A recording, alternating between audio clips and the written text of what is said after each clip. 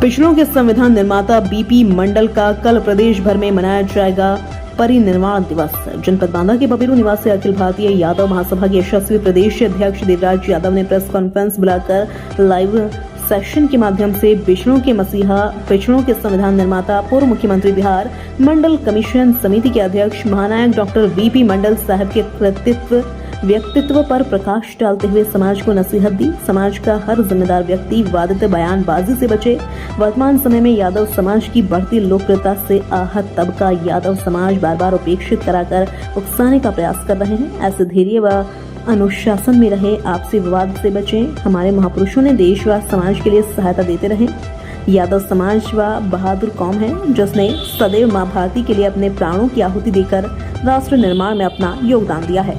मंडल अर्थात भारत की 52% ओबीसी जनता के संविधान निर्माता और वैचारिक हीरो सन 1965 में बिहार के दलितों के नरसंहार पर प्रवृत्त होकर भरी विधानसभा से त्यागपत्र दिया। उनको न्याय दिलाने के लिए भूख हड़ताल और आंदोलन किए। सन 1978 में बिहार में दलितों को जिंदा जलाने और सैकड़ों घर फूंक देने पर संसद में दुख प्रकट करते हुए ऐतिहासिक भाषण दिए और उनके घर बनवाए। 20 दिसंबर 1978 को अन्य पिछड़ा वर्ग आयोग का जनता दल सरकार ने गठन किया और इसका अध्यक्ष डॉक्टर बीपी मंडल साहब जी को बनाया गया। उन्होंने 31 दिसंबर 1980 ईस्वी को राष्ट्रपति भारत सरकार को अपनी अनुशंसा सौंपी। इसे मंडल आयोग भी कहते हैं। जन्म 25 अगस्त 1918 ईस्वी, मृत्यु 13 अप्रैल 1982 ईस्वी। साथ ही सूबे के समस्त जनपदों के जिला अध्यक्षों को 13 अप्रैल को निर्देशित किया गया कि अपने अपने जिला मुख्यालय में बीपी मंडल जी का परिनिर्वाण दिवस मनाएंगे और विचार गोष्ठी आयोजित करेंगे। बांदा से शैलेंद्र त्रिपाठी की रिपोर्ट। देश में वार्ता बुलाई गई थी।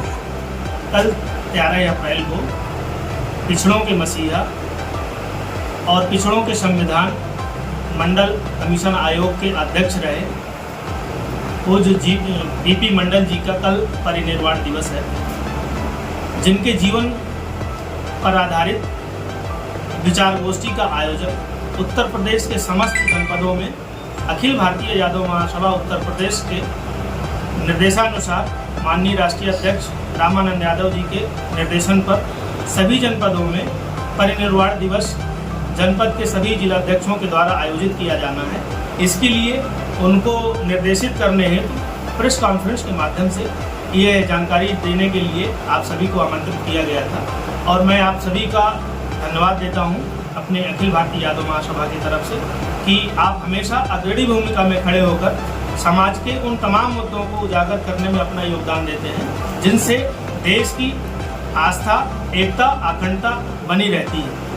कल देश के ऐसे पुरोधा का परिनिर्वाण दिवस है जिन्होंने जीवन समर्पित देकर अपने मुख्यमंत्री पद से इस्तीफा देकर, क्योंकि वो बिहार के पूर्व मुख्यमंत्री भी रहे हैं, उन्होंने बैकवर्ड आरक्षण की जो लड़ाई लड़ी और उस पर जो सफलता उन्होंने पाई, ये देश के लिए, देश के पिछड़ों के लिए, देश की आम जनमानस के लिए अविस्मरणीय है और उनके योगदान को हम सभी लोग कभी नहीं भूल सकते। ऐसे पुरोधा, ऐसे महानायक, ऐसे अपने पूर्वजों के प्रति हम सभी को नमन करना चाहिए, सभी को याद करना चाहिए और उनके जीवन से प्रेरणा लेनी चाहिए। ऐसे प्रेरणा स्रोत महापुरुषों का हमेशा जो है जन्म जयंती और पुण्यतिथि, परिनिर्वाण दिवस आयोजित करना चाहिए, जिससे समाज में एकता, नैतिकता, भाईचारा कायम हो। समाज विभिन्न परिस्थितियों में अपने आप को चलाता है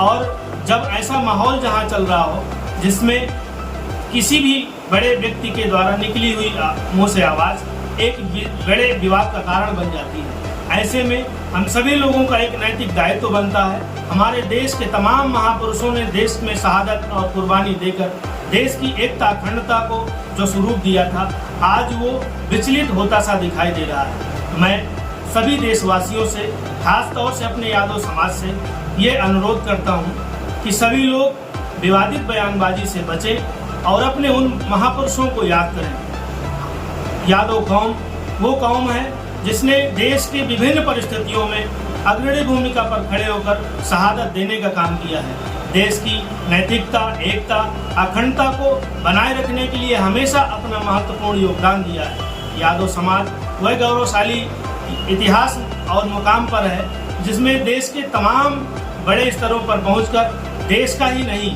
बल्कि विदेशों में भी जाकर अपने गौरवशाली इतिहास के लिए जाने जाने वाली कौम है।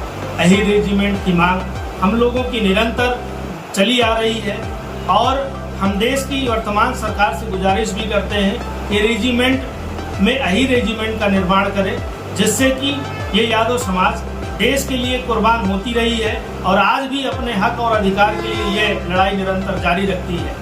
मैं देश के उस पिछड़ों और अल्पसंख्यकों, दलितों और अपने यादव समाज के तमाम उन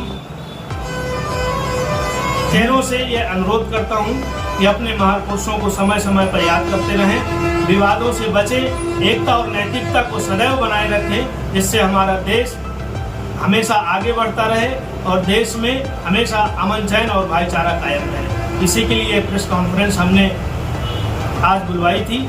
आप सभी लोग आए, बहुत बहुत शुक्रिया, बहुत बहुत धन्यवाद।